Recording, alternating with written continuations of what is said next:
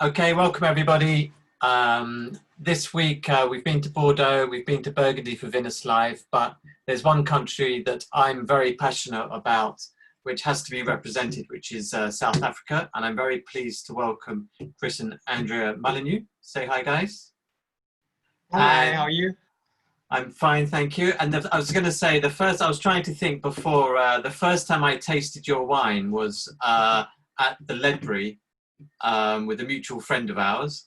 And I remember he was comparing your straw wine with Chateau d'Yquem Blind. And that was the first time that I tasted your wine with a group of table. And we all had to sort of guess what the other wine was. And we were all saying, wow, that's even better than Yquem. And it was your first vintage at the Ledbury, which is sadly closed. I don't know if you've heard that. It's Yeah, no, I saw that. I'm devastated. Yeah, one of my favorite yeah, restaurants in the world. So yeah, hopefully yeah, Brett and Nigel come back with something even definitely. better.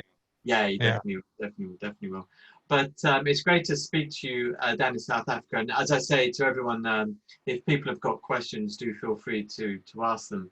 But we were talking just now before we went on air about the lockdown situation.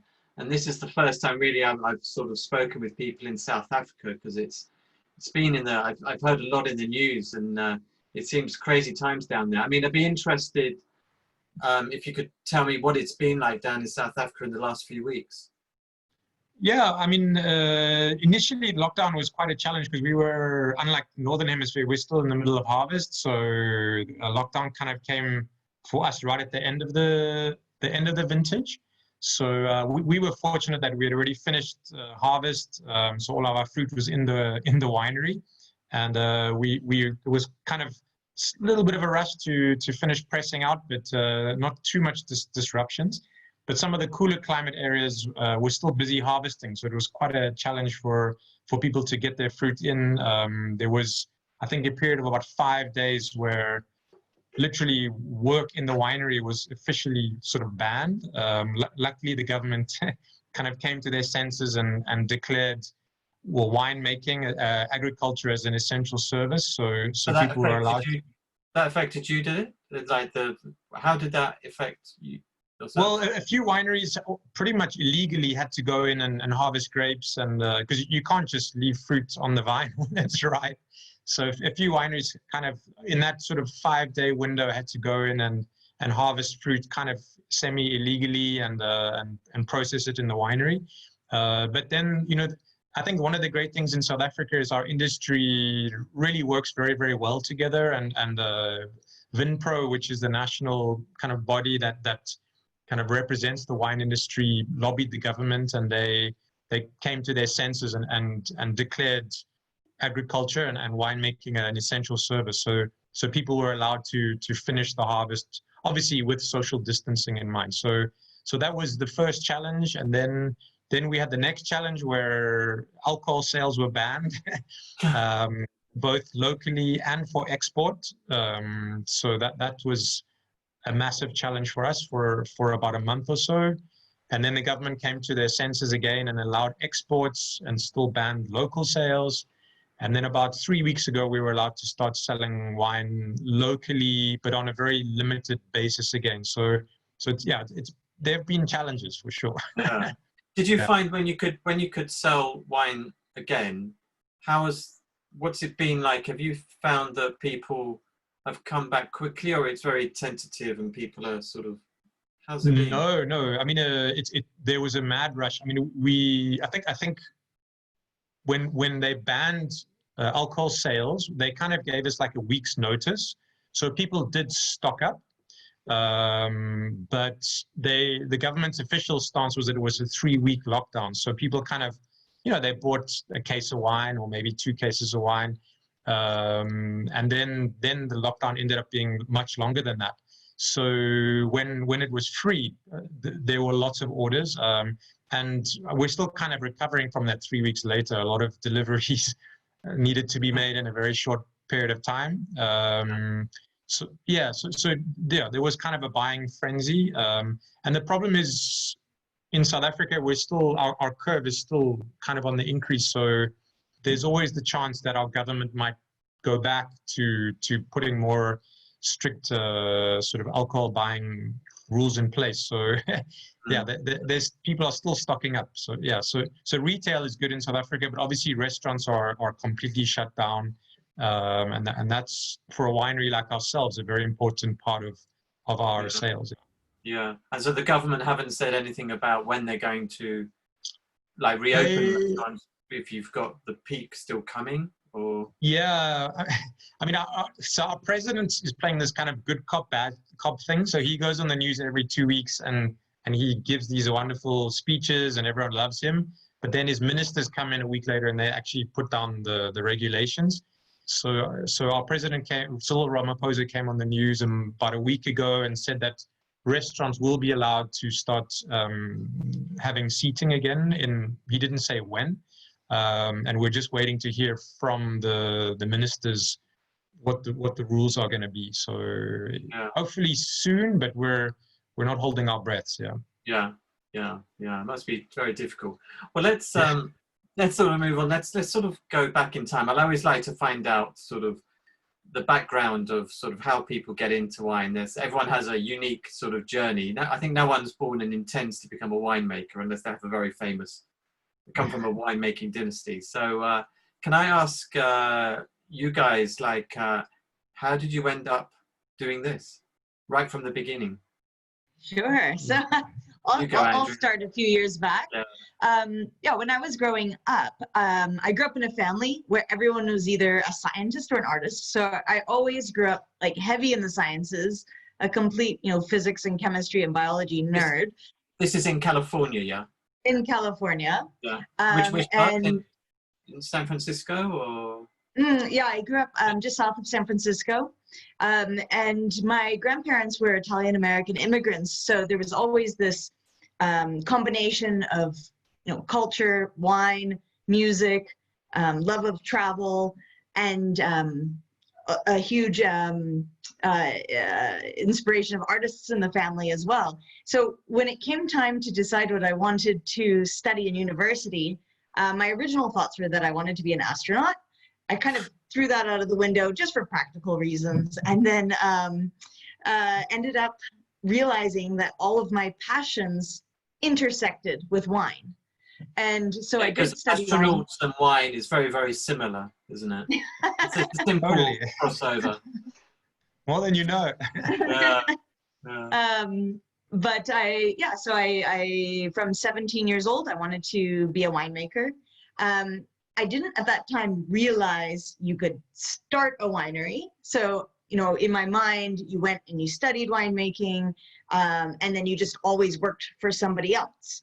But what's very normal in the wine industry is for, after you've graduated, to travel and do internships in each hemisphere, as many as you can, while you have the energy to do so. And my first Southern Hemisphere harvest was in South Africa, because everyone in my class either went to Australia if they weren't fantastic with Spanish, or South America, because Spanish is a very common second language in California. So people, to be able to practice the language and learn wine. Yeah. And none of my friends went to South Africa. So for me, I always wanted to do what other people weren't doing. And that's pretty much how I ended up in Africa. Yeah. Yeah. Andrea, when you were young, did your family drink wine regularly, and were there any bottles that you remember? So my family definitely drank wine regularly, maybe not the fanciest wines, but my father was fantastic at collecting and holding back vintages. So enjoying older wines in my youth without really realizing what I was appreciating, but just pretty early on learning those more nuanced and tertiary characters from older wines. So mostly Napa Valley at the time, and then Italian wines as well. Yeah. And how about you, Chris? Yeah, so well, obviously Andrea's from California. I'm from South Africa, born in Cape Town, but grew up in Johannesburg. My family, we drank wine at the dinner table, but again, not, they weren't drinking First Growths and the Grand Cru Burgundy, very much drinking South African wines. But I didn't really get the bug until I was down in Stellenbosch. I came to study actually business or accounting, and pretty much on my first day of university at Stellenbosch studying accounting, realized it wasn't for me. And I always tell people I had a very early midlife crisis. I was like 19, thinking, what am I doing with my life? But just fortunately, I'd chosen to study at Stellenbosch and just got fascinated with the wine industry, with with different grape varieties and how they could taste different in different places, and the whole process of farming and winemaking. And then one day in my second year studying accounting, I met a guy and was chatting to him, and he was studying winemaking, and I was like, what? Like you can make a career out of that? Because I had always thought it was a family thing where it's passed down from generation to generation. Yeah. And immediately that day called my parents and said, I know what I want to do with my life. And that was that was the kind of the aha moment for me. So I went back to first year and studied winemaking. And so did you have to start again then? Like, did you have to sort of go back to year one? Yeah. I mean, a lot of the subjects were completely different. So that was back to first year. And it was amazing though, because I was so fascinated and interested about it. I almost didn't have to study. It was, just going to class and listening was enough because I was so obsessed by it. And then I was very lucky when I graduated in South Africa. I graduated in 2002. And at that time, our wine industry was going through an explosion. There were, I think, 30 or 40 wineries opening every year in the wine industry. And our class was only sort of 20, just over 20 winemakers. So there was a shortage of viticulturists and winemakers in the industry. So the timing for me was fantastic because I basically got a job straight out of university in Tulbagh, starting a winery for two bankers who lived in Hong Kong, who didn't come to South Africa except once a year. And they employed me to plant the vineyards, build the winery, do everything, do the marketing and everything. So I had an amazing sort of 5-year experience there, which advanced my career. Obviously, had never worked anywhere else before, so made a lot of mistakes, but learned a lot very, very quickly there.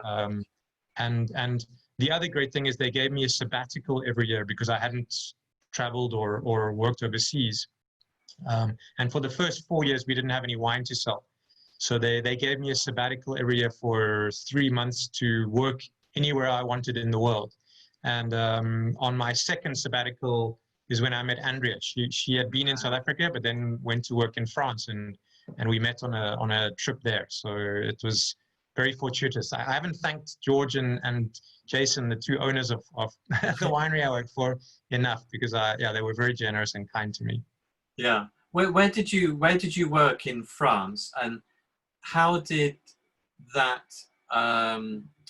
What did you learn from there that you then transferred maybe back to South Africa? So I've always kind of been drawn to more Mediterranean varieties, and I think South Africa really lends itself very well to that, especially here in the Swartland where we are. So my first vintage I worked in Côte Rôtie at a tiny winery called Cruzel Rock. They had 4 hectares, really lovely, fantastic domain. And then that was in 2003, so the year of the heat. And then 2004, I wanted to learn how to work with Mourvèdre because it was a kind of an unknown grape here in South Africa. So that was the year I worked in Bandol at Chateau Pibarno. And that's when Andrea was working in Châteauneuf-du-Pape. So that's the vintage we met up. So we've both traveled all over France, everywhere, but always worked in regions that have quite a strong relevance to us here in South Africa and in the Swartland especially.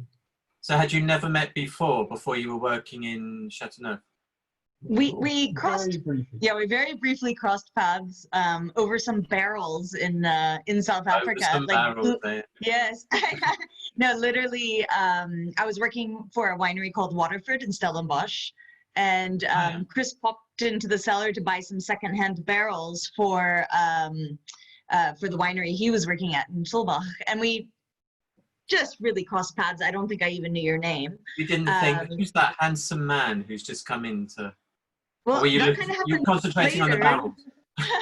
But what is like a lovely part to that story, though, is when we did start dating and came back to South Africa together and decided we wanted to start Mullineux together, we made sure that those same barrels that he took with from the winery in Stellenbosch, that we took them with as our first barrels from Mullineux as well. And we still have some now. You know what, Andrea, they're barrels seasoned with love. Yes, Exactly. absolutely. But yeah, when we met in France, I was working in Châteauneuf-du-Pape, and you know, for me, I wanted to work in an area that was, you know, used to dealing with sunshine and more, you know, extreme climate in terms of you know, how to make balanced wine, and in those cases, it's with blending. And I specifically chose a winery that made a white that yeah, was balanced and mineral in a way. You know, sometimes people think in warmer regions in the world you can't make mineral wines, but for me, sometimes sunshine, especially in Rhone varieties, can really enhance minerality. And so I worked at a winery called Chateau Moradon. Oh yeah, I know. And when you were sort of, I have to ask, when you sort of first met, you know, people say you should never start a business with your partner. Was there any sort of hesitation in thinking maybe we should do separate things, or could we be tempting fate by starting a business together? Because you must spend many hours together, like then and now. I'll be honest with you, I've never had that thought in my mind, and I'm not making that up. One of the good things was we met in 2004, and then Andrea came and kind of worked for me, but I'd rather say with me, because no one ever works. Yeah, make sure you Andrea say doesn't that. ever work for anybody. But Yeah. yes, so Andrea came, and the winery I was working at in Tulbach, it became quite onerous managing the vineyards, the winery, the marketing, the staff, the budgets, everything. So I sent an email to my bosses and said, look, I really need some help. You know, I need an assistant. And they said, sure, you can, you know, just find someone. And I said, well, actually, I know someone. And they were super cool to employ Andrea. So we worked together in Tulbach for 2 years together. And I think that really cemented it. You know, we really saw that we had very similar tastes in wines, very similar approach to farming, to winemaking. And so it never, ever in my mind was a question whether, you know, working together and being a couple was going to be a problem. We just, we have the same alignment and ideas and everything. So, yeah. Yeah. I think that's where I first encountered your wines, actually. I think I got sent some samples when you were both at Tulbach, and that's when and it's interesting, I think, how maybe like many people, I have to admit, I had a sort of prejudice against sort of South African wines, where I guess that I taste a lot of sort of bad wines, and there were quite a few journalists back in those days who were sort of very dismissive of South Africa. But I mean, it's certainly true that, speaking of myself, my view of South Africa changed with the sort of what happened in Swartland. Can you sort of tell me, like, so how did you go from there to Swartland, and tell me that's a little bit of the story, because that's a crucial part. Yeah. So I think to take one step back, when I was a student, one of my practicals was, well, supposed to be with Ibn Sadi. I tasted some of the wines he'd made at a winery called Spice Root, and was just blown away by the character of them, and you know, applied to do a practical working for him there, and just got to know him really well as a friend at that time. And he was the guy who recommended me for the job in Tulbach. So there was a reason why these two British bankers employed a student who had no work experience. It was because Ibn Sadi rubber stamped me with a vote of confidence. Right. Yeah. But he was based in the Swartland, and we spent a lot of time in the vineyards there just with him. And when we were working in Tulbach, we're planting new vineyards. For the first 3 vintages, we had no fruit. So we started another label where we were leasing vineyards in the Swartland and making wine in Tulbagh. And we really just got to know the vineyards there very well, the different terroirs, which were the exciting and interesting sites. So when Andrew and I got engaged to get married and wanted to start our own project, it was kind of a no-brainer for us. We knew exactly where all the great places were, where we could make really interesting wine from. And I think one of the things with Swartland is at that time, there were only 7 or 8 wineries. It's a very big region, sort of in terms of the number of vineyards planted. At that time, there were over 300 grape growers, but most of them were delivering their fruit to the local cooperatives. And so there was this huge opportunity for young people with very little capital, and just great sort of passion to move there, identify which were the great sites, and start a project. So yeah, that was, yeah, it was very sort of clear in our minds where we wanted to move and what we wanted to do. Yeah. And at that time, was there a different, I mean, now sort of Swartland became the sort of, it's probably the wrong word, the darling of sort of South Africa because of the quality of the wines and the winemakers coming out of there. But when you started at the beginning, did Swartland have that same reputation, or was it different back then? Yeah, at the time, I mean, the excitement that we saw was inside the vines. It was the availability of really exciting vineyards and the potential to make really great wine. There were not a lot of independent winemakers, even Saudi being pretty much the only one in Kluvenberg.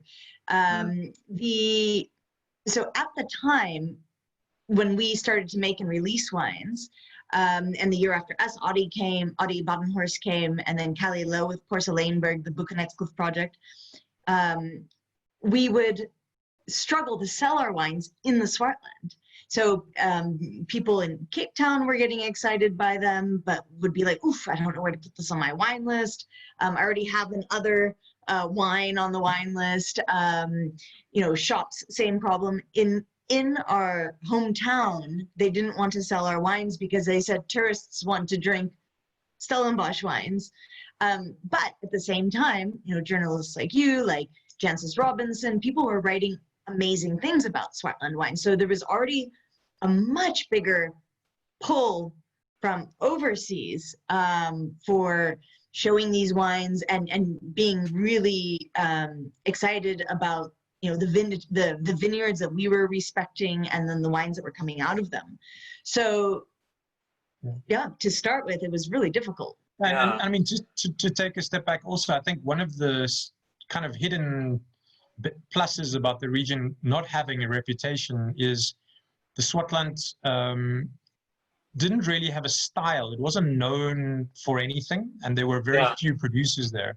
So when we moved there, as Andrea just said, there were a few other producers like Adi and Kali from Porceleinberg who moved there at the same time. And just a few producers, a handful of us, like 5 or 6 of us, were able to, because we were friends and we shared ideas and thoughts, we were able to work together to really build an identity for the region. Because none of us was trying to make a Swartland Cabernet or a Swartland Riesling or a Swartland Chardonnay. We all knew that the grapes that worked well were Syrah and Grenache and Chenin. So we all worked with similar fruit, kind of in a similar way. And so our wines really spoke in a similar way of this place. And that was one of the secrets is Swartland didn't have an established way of doing things, or there wasn't a status quo that needed to be changed or upset. It was, we could just arrive and do what we thought worked well and make a huge impact. Yeah. So you had a kind of blank canvas in a way. Yeah. Really Yeah. I've just brought up a map here which you kindly sent earlier. So Swartland, we're looking in the it's the large pink area, towards the coast on the left, on the western side. It's always much larger than I imagine. That's the thing when I look at this map, because when I think of Swartland, a lot of the producers like yourself are relatively small. We're not talking like a huge, big winery. A lot of the sort of the top quality wineries and the best, for me, the best wines are generally small, sometimes very, very small. And so it gives me the idea that it's a very small region, but actually it's pretty large, isn't it? I mean, yeah, well, it's in terms of size, it's the largest region in terms of, you know, distance from north to south and east to west. But it's not one of the largest in terms of hectares planted, because as you see, most of the vineyards are located on 3 mountains. So Paardenberg, which is in the very south, which is where Lammersoek and Adi Badenhorst and David and Nadia and Ibn Sadi are. And then where we are is on a mountain called Kasteelberg, which is you know, it's only like 10 miles away, but it's a very, very different mountain. So most of the vineyards are located on these mountains, mostly because it's very warm here. So having a bit of elevation helps you cool down a bit at night. And also we get more rainfall on the mountains in the winter. So there are vineyards scattered all over the Swartland, but the most interesting terroirs are quite concentrated in little pockets, yeah. So this mainly the sort of around Malmesbury towards the south bit, yeah. And then there are a few places further north. I mean, Ibn Sadi's Skerpioen is up north there, almost right in the very, very north of the Swartland. So there are a few vineyards further north, but most of them are in the south, yeah. And even though to the west is the Atlantic Ocean, there's very few vineyards planted on that coastline there, because once you get north of the Cape Town area, it becomes incredibly dry and actually not very, hospitable for growing grapes. So you would think, seaside would be lovely viticultural area, but in fact, it's not. There's very few vineyards planted all the way to the west there. Yeah, I'm gonna just. I've got a question from Richard. I think Debs or Debs. Sorry if I mispronounced that. I'll just read out the question because it sort of leads on from what we were talking about. He just said, not previously familiar with your wines. My knowledge of South African wines is mainly label driven. What varietals are the naturals for the microclimate of your vineyard locations? That's a good question. So yes, so we mentioned a mountain in the south called the Paardenberg. The Paardenberg mountain is this huge granite outcrop, but it's ancient. It's more than almost 300 million years old. So it's very old granite that's decomposed into sand, basically. So very, very deep sandy soils, and we love working there with white varieties because it tends to bring a bit more acidity into the wine. So we work with a lot of Chenin Blanc there. Chenin is a grape that's got a huge heritage and history in South Africa. Was one of the very first varieties brought into South Africa by the Dutch in the 1600s. And we've actually, in South Africa, not many people know this, have almost double the amount of Chenin planted in South Africa than they do in France. So we have 14,000 hectares here. So it's really a variety that's got a strong heritage and connection with us. And we've got our own clones of Chenin. So over those generations, the farmers have gone into the vineyards, chosen the best performing Chenin Blanc vines and made cuttings of those to plant new vineyards. So we've really got a unique DNA and sort of clones of Chenin in South Africa. And then the other white varieties are mostly Mediterranean that work well here. So Grenache Blanc, Claret Blanche, Viognier, grapes that are adapted to a warmer, drier climate. And then where we are based here, where we're sitting tonight, is on a mountain called Kasteelberg, which is much shallower, rockier soils, slate-based, so almost like you would get in Côte-Rôtie. And here, red varieties we find work really, really well. So varieties like Syrah, Grenache, Carignan do extremely well. So you can plant white grapes here, but they tend to be a little bit more textural, quite dense and heavy on their own. So so those are the varieties that we tend to work with more. Yeah, here's another really good question. Pete Peters just asked this one. Is there any move to establish formal sub-regions within Swartland, given its size? In fact, there are already sub-regions set up, but since we've been working on what we call the Swartland Revolution since about 2010, we're still working on building up the reputation of the Swartland as a whole. So the subregions are in place. For example, where our property is located, the subregion is called the Riebeeksrivier ward. The subregions are called wards.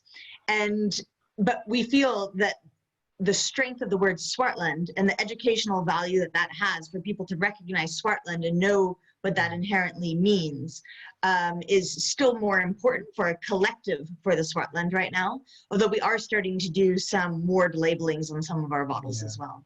Yes, so I think that's an important point. The real spirit between the producers in the Swartland that we need to work together to build an identity for the region.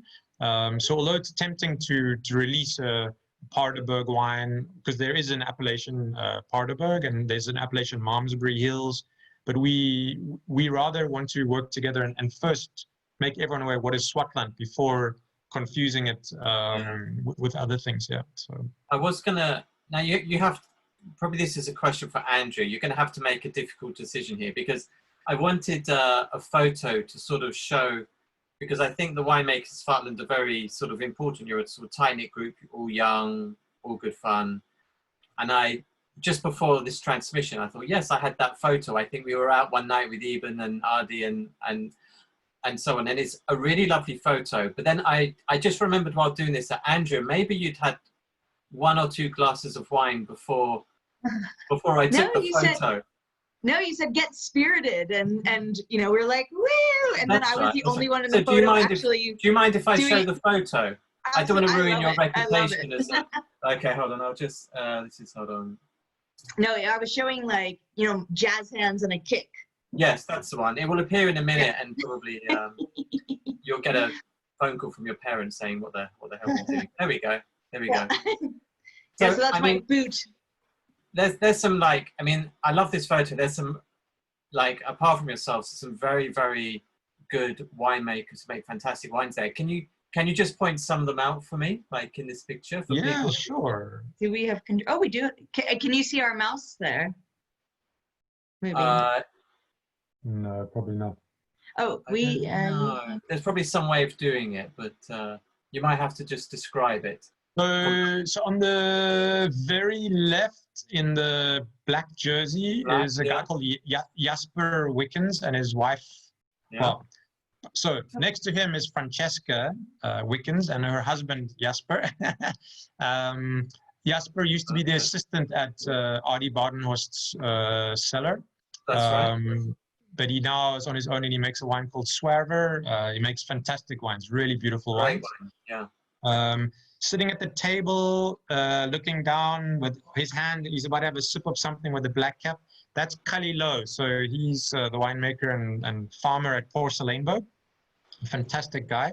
Cully and Andrea and myself go back a long way. There's a lot of 6 degrees of separation with him. He's a brilliant guy. Next to him is Tinus Kruger from Fram in the red jersey. He's full of stories, a brilliant guy. Then going all the way to the right is another guy in a black top. So that's Paul Jordan, who's Eben Sadi's winemaker. Eben says he doesn't make wine anymore, he just farms. So Paul is the one who runs the winery. And then on his left is Ryan Mostert, who makes wine, Silverfish and the Smiley. Then there's 2 Sadis standing next to each other who are not related. David Sadi is the tall guy with the red, he's huge, but he makes, with his wife, Nadia, the most elegant, finessed, pure wines you can imagine. Then next to him is Eben Sadi, who's, I would say, South Africa's most influential winemaker, just a brilliant guy. And if it wasn't for him, none of the people in that photo would be in the Swartland. So he's a really spiritual guru in a way, isn't he? Yeah, he's fantastic. He's just got a sense of sharing that I've never met before in anybody. He's really just a great sharing person. I need to get him to do a Vinous live as well, actually. Yeah, you should. He's one. He's brilliant, and he's just. I have to get about 6 hours though. Yeah, exactly. And then next to him is Andrea and myself. And then the other tall guy there who looks like a Viking is Donovan Roll, another guy who he's massive and makes wines with an unbelievable balance and purity to them. And then Samantha is next to him. Samantha is Ryan's better half, so the guy who makes the Smiley and Silverfish wine. So yeah. Good group. Fantastic. Yeah, and I mean, collectively have made so many fantastic wines that, you know, speaking for myself, really, for me, changed when I first started getting into South African wines, it was these wines that I started tasting. And I definitely, I always, when I speak to people, and I have to say maybe more on in the US and the UK. In the UK, we've been exposed to South Africa maybe a little bit longer than the US. And I have, like, people say to me, oh, South African wine is terrible. It's all, you know, I tasted some cheap wine, and I say to them, look, try these guys' wines, because once you've tasted it, you'll regret why you never tasted them like before. And it's such a dynamic scene, isn't it? That it's sort of, I think it's happening now in America as well. You know, when we used to start selling our wine in America 10 years ago, often when you would walk into a restaurant or a wine shop, you know, and your importer introduced you as a South African producer, sometimes the sommelier or the wine shop owner would kind of make excuses that they were really busy or they weren't really interested. But once they tasted the wines, 9 times out of 10, they ordered because they were so blown away. Now it's very different. A lot of the time you walk into a meeting and the people are excited. You know, they're like, oh, wow, South Africa, Swartland. So that's changed the last 5 years, we feel. And especially Shannon. Shannon is really, I think South African Shannon has got its own identity now, and people are excited to try it. Yeah, so that's been a change we've seen the last 5 years. Can you just, I just want to move from the out in the vineyard into the winery. Just give me, don't have to go into too much technical detail, but what's your sort of principles in terms of winemaking, and have they changed much over the years? It's interesting because we've always had a very similar philosophy throughout the years. And although I feel that we've matured in how we handle the fruit coming, well, starting with the vineyards and fine-tuning what we're doing in the vineyards, and then using that to translate into what's happening in the winery.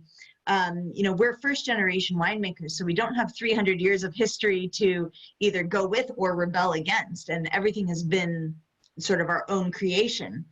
And so that being said, we've been fine-tuning our approach, and because of our respect for the vineyards in the Swartland, we try to be as hands-off as possible. You know, even though I'm making decisions as a winemaker, I do consider myself more the custodian of the wines, in that it's important for me that the vineyard is telling the story, or the vines themselves, because we work a lot with old vines that are not from a single vineyard, but it's telling the story about what to experience from these old heritage vines in South Africa. And then we're also telling the story about what we feel the stones, like this bottle picture behind us, what that's trying to say as well. And none of that can be achieved if the winemaker is too heavy-handed. Nothing wrong with winemakers that have a really strong fingerprint on their wines, but I think that for us and what we're looking for, to be able to still achieve elegance and balance and nuanced wines in a hot, dry region, it's about listening to what the vineyard wants to do. So, you know, I like using the analogy of raising children. You know, you've got a couple beautiful children. And for us, you know, if we were to take our children and force them to be something that they didn't want to be, they're going to fight back. They're going to rebel. They're going to be a little bit moody about it. And I really do think it's the same thing with wine. You know, for our vineyards, if we tried to over extract them or squeeze too much out of them, or just be too heavy-handed, I think that the wines would not be as balanced and elegant as we want them to be. So in terms of just drilling down a little bit more into the winemaking, in terms of, say, the barrel maturation, what are we looking at? So, well, I'll take one more step back. So for us, the indigenous yeast on the grapes is one of the most important expressions, but then you can override all the benefits of the indigenous yeast by being too heavy with new wood, for example. So although I think wood does play a very important part in winemaking, we love seeing wood as an aging vessel rather than a flavoring component. So by using barrels, and traditionally in South Africa and in Swartland, much more large vessels, especially if it's going into wood for a second year. So for the white wines, I love doing barrel fermentations because they're going in, in a zero alcohol juice phase, and then integrating any wood and that micro-oxygenation as it's going through its life. So for the white wines, for that textural element, to enhance, spice and just the depth of the wine, I love barrel fermentations for the whites. And then for the red wines, if we are going to use new wood, then we do the fermentation directly in the barrel itself, which then also lends to what I was saying about trying to be hands-off. By doing a barrel fermentation, it's never going to be a very large vessel, maybe 500 liters. And so in that case, I'm only going to do hand punch downs because it's a small amount of grapes. So you don't have to extract a lot of pressure. It's a much more intimate experience with the grapes because you can feel the fermentation, the bubbles running up your arms, you can feel the temperature variation. But the most important thing is you can feel if the grapes are resisting against your own pressure. So if you have, a bag of tea and you're steeping it and you squeeze it, you're going to have a very much more extracted, much more tannic beverage. But if you let that tea bag just steep naturally and you don't put too much pressure on it, it's going to be balanced and it's going to be more fragrant and beautiful. And it's the exact same concept with extraction in wine. By only doing hand or gentle punch downs and you're not forcing extraction, anything that comes out of the grape is going to be in the balanced way that the grape wants to release it in. So that's sort of the philosophy in a nutshell. Yeah. Very. As long as you don't like tea, don't pour any milk into the barrel or sugar. No fining. Well, that brings us up. We don't believe that we need to fine the wines. The natural elements that are in the wine, whether it's natural minerals that need to stabilize out of the white wine, or the tannins that naturally showcase Swartland character. We don't want to interfere with that. So we don't fine the wines, but we're, I think the one thing is we've reached the stage where I think in the Swartland for a stage there was a very strong natural movement that came into the Swartland, where a lot of the producers that came kind of in the second wave after us had a very strong let's do nothing at all in the winery.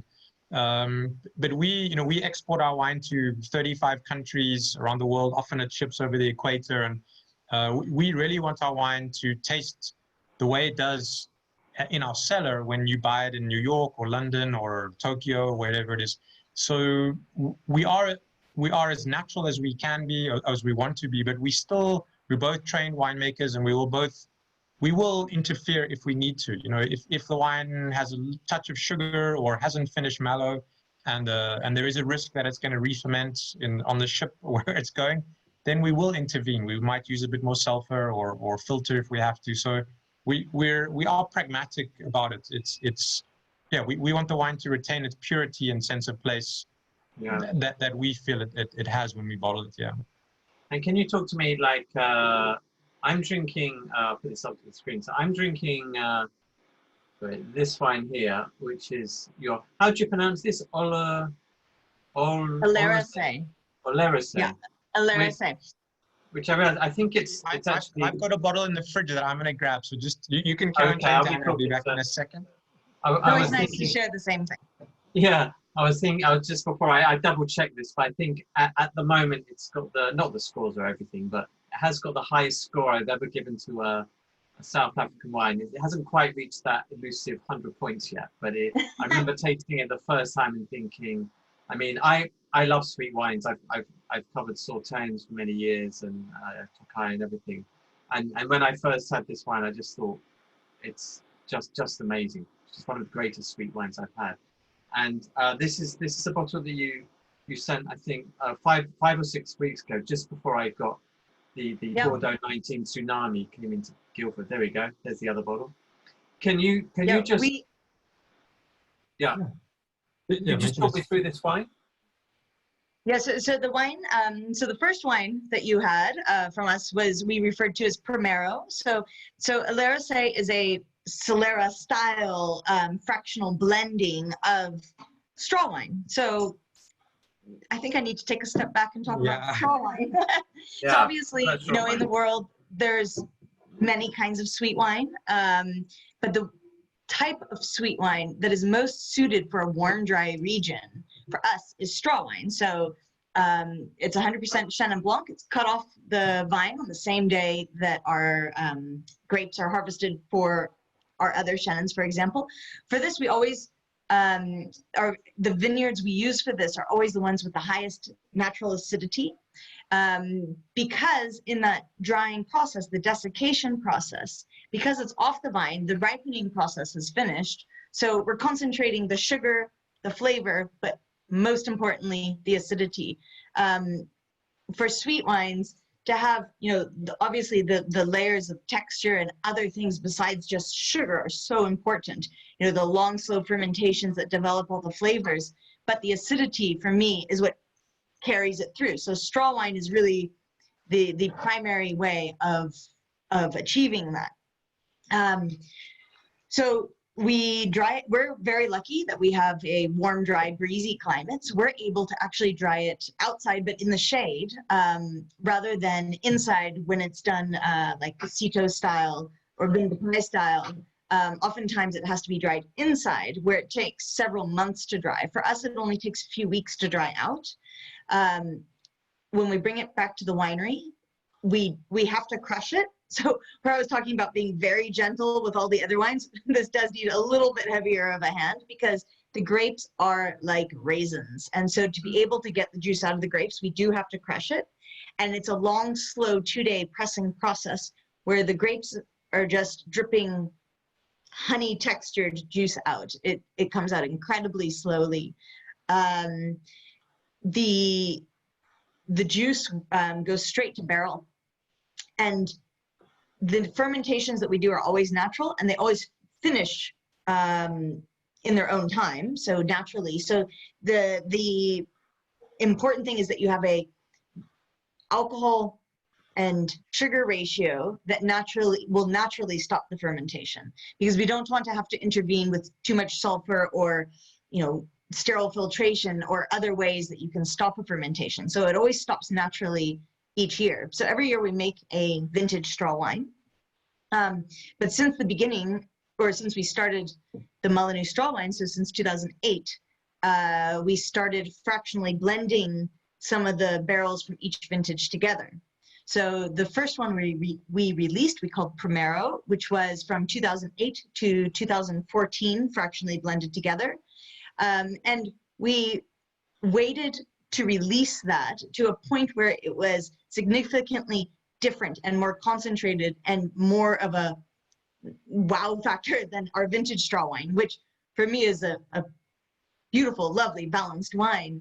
But when you're doing the fractional blending, everything is concentrating. So it's not just concentrating, you know, the sugar and the acid like it is in the drying process. When you're aging barrels, you're also slowly evaporating out water out of the barrel. And so therefore, all the flavors, the extract, and also the alcohol is also concentrating a little bit. So everything is just much more intense in the Alerce, but in that balanced way, because it's the same ratio as the beginning, but just becoming more compact in a way. So yeah, and also the sugars kind of, I don't say caramelize, but they resolve.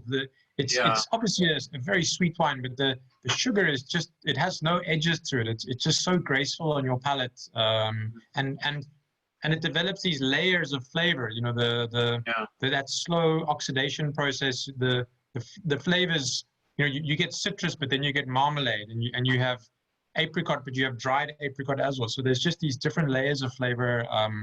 And then every year, obviously, Andrea's topping in a young vintage into the wine. So, and that refreshes it. So the wine is aging, but it's also being refreshed every year by a younger vintage. So it's Is it just one barrel that you make? Is it just a single barrel, or you have? No. So every year we'll add 1 or 2 barrels to the Solera. So at the moment, the Celera is about 15 or 16 barrels. Okay. Yeah. And then up until now, we've only bottled it twice. So this is the second bottling. So you'll see at the very top, there'll be a number 2. So that's why we call it Segundo. So basically, we decided last year that the wine just tasted insanely good, so we were going to bottle it again. So, and that's the process. If it tastes amazing, we'll bottle a little bit and release it. But because it's spent so much of its life just being, just developing those characters, and our whole philosophy is that anything that could have oxidized out, whether it was color or flavor compounds or anything that could have evolved in the wine, has already done so. And any browning phenols have already dropped out of the wine. And so the wine is actually more bulletproof, we say, than the vintage straw wine itself. Yeah, I'm actually thinking of this bottle. I mean, tell me if I'm wrong doing this, but to drink it over the next few days just to see how it absolutely opens up, and be very interesting. And then I'll write up this. Yeah. And then we have to talk about Franschhoek as well, because you started in Scotland, and then but you've now got this sort of almost sort of second chapter, parallel winery. Parallel winery in Franschhoek. Can you tell me about that? Yeah, so we didn't mention Keith Prothero, who I think we should mention. Yes. So Shout out to Keith. Yes, hi Keith. When we started the winery in Scotland, we started with a partner, Keith, who's British but spends a lot of time in South Africa, and he really was the inspiration behind having the confidence to start on our own. And in 2012, came to us and said that he wanted to move on and do other things. So we were very fortunate to meet a businessman who had purchased a property in Franschhoek and was looking to develop a winery there. And we had a meeting with him and just really found we had an amazing alignment of ideas in terms of quality, of making special wines. And he wasn't originally from the wine industry, so was really looking for people who would help him just lead the way and start a project up. So he ended up purchasing Keith's shares in our winery, and together we started a completely new project in Franschhoek, which is called Leeu. And I think what was exciting for us was moving to the Swartland, which was an unknown region at the time. We could do something, I think, pretty interesting there.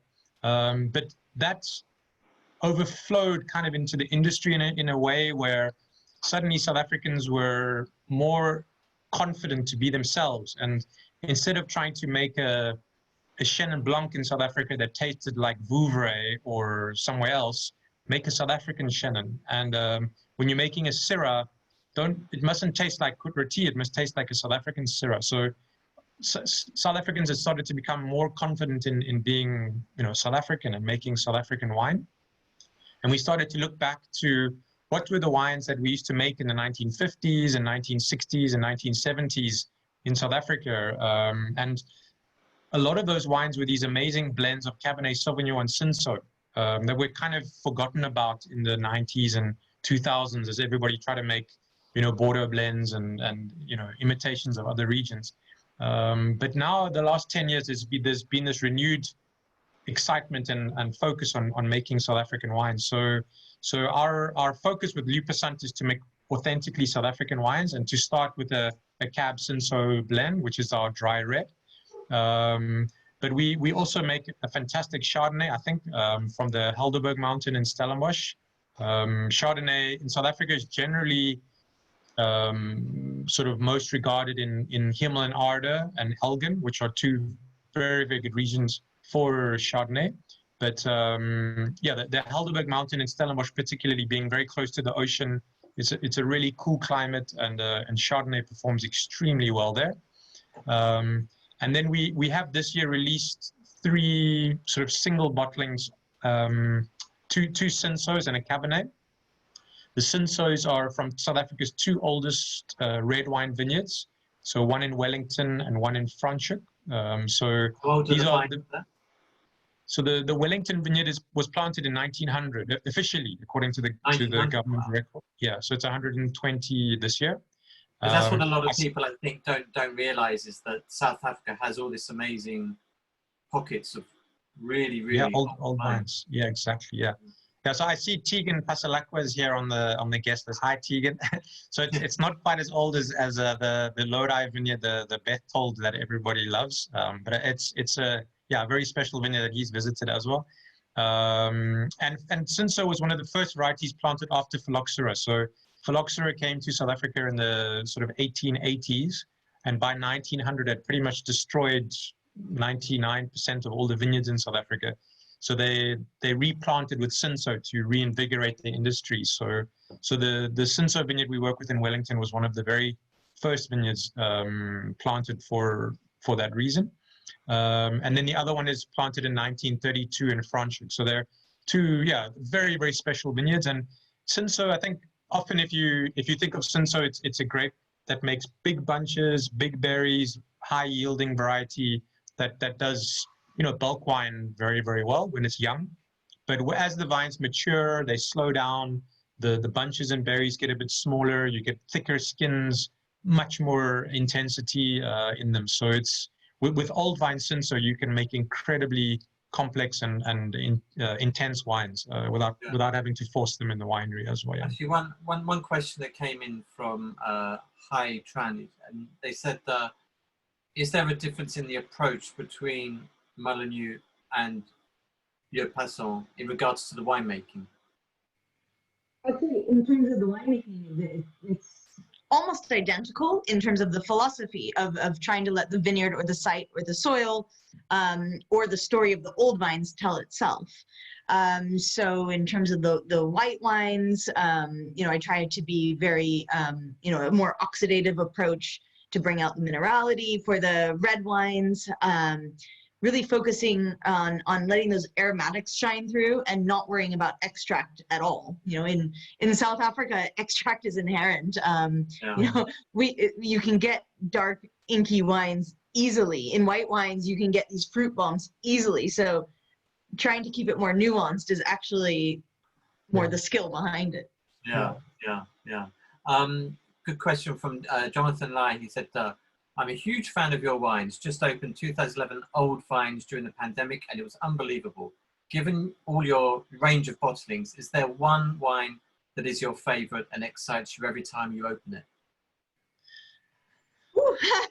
To be honest with you, obviously there's the whole thing of, you can't choose your favorite, but our Old Vines white, to me, I think is a really special wine because it's unique and it's authentic. It's a style that is not copied anywhere else. It doesn't come from anywhere. Taking Old Vine Chenin and blending it with Mediterranean grapes, you don't really get that anywhere else, and it's kind of become the signature style of wine for South Africa, but specifically for the Swartland. So I love that wine because it just tells a unique story, and it's so complex, so balanced. It's just a fantastic wine, and it's a chameleon because it can go with so many different types of foods. Or all the wines are special, but it's a very special wine. And also, as you know, Neil, because you did the one of the write-ups last year, we just released our first 10-year vertical of the Old Vines White to show its ageability and also part of our journey as well. So it kind of goes back to your earlier question about if our style has changed along the way. And for us, it was so exciting tasting the 10-year vertical because for us it became more, mature in approach, in technique, but not these drastic swings of 1 year let's try this, 1 year let's try that. It really showed that we had this vision of what we want to achieve with the wine. And I don't think winemakers are ever going to be completely satisfied, but we're moving in that direction. Yeah. Okay, well, I've got to wind it up fairly soon because we're getting to my last question. I always ask it at the end. What music are you listening to at the moment? Oh yeah, we're actually listening to a lot of jazz on on this French radio station. To Peter Gabriel at the moment. I got this at the weekend. Okay. That's awesome. Such a good album. Good. So good. Way ahead of his time. Yeah, it's actually a really mellow album. It's a really good album to drink wine to because it's sort of quite mellow and it's very chilled out. So Yeah, and you're listening to jazz, are you? We actually we discovered this. It's an internet radio station, and it's basically got probably 10,000 different stations from all over the world. And we found it's called Jazz Sakura from Tokyo, and we just got a it's fantastic. So good. So that plays pretty much nonstop in our house. It's yeah. The only problem is we don't know what the songs are or who the artists are because it's just the sound that's coming out. So it's fantastic though. I still hate jazz, so I'll give it a listen. I'll let you know next come on. time. I'll send you the link. Hopefully get down to South Africa once we're sort of through all this pandemic. But anyway, Chris and Andrea, thank you very much for joining me today. It's been an absolute pleasure speaking to you. And hopefully we'll meet up soon. But in the meantime, we'll keep enjoying your wine. So thank you very much for joining us. Thanks a lot. Good to see you. So and thanks to everybody else for joining. We see some familiar names there. So thank you guys. Thank you, Neil. Okay, thanks. Bye. Thanks for having us. Bye. Bye.